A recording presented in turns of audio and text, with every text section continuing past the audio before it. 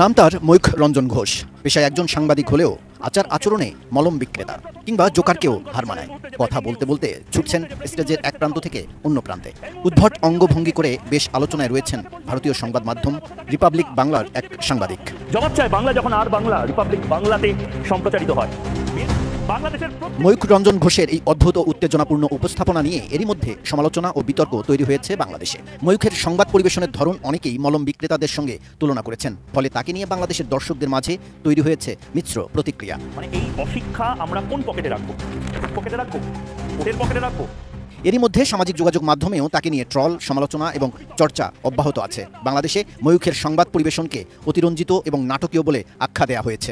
বিশেষত তার চিৎকার, চেঁচামেচি ও অঙ্গভঙ্গি অনেকের কাছে বিরক্তিকর ও অতিরঞ্জিত বলে মনে হয়েছে। অনেকেই বলছেন ময়ূখ রঞ্জনের এই উগ্র উপস্থাপনার পেছনে মূলত টিআরপি বাড়ানোর একটি কৌশল। রিপাবলিক বাংলা চ্যানেলটি বিজেপিপন্থী সংবাদ মাধ্যম হিসেবে পরিচিত এবং তাদের মূল উদ্দেশ্য হল যে কোনো উপায়ে দর্শকদের দৃষ্টি আকর্ষণ করা। ময়ূখ রঞ্জন এই কৌশলকে কাজে লাগিয়ে তাঁর ব্যক্তিগত জনপ্রিয়তা ও চ্যানেলের টিআরপি বৃদ্ধি করার চেষ্টা করেন বলে অনেকের ধারণা। দেখুন, জাতীয় সঙ্গীত আপনাদের মধ্যে ফেলবেন আপনারা কি তৈরি করতে চান নতুন?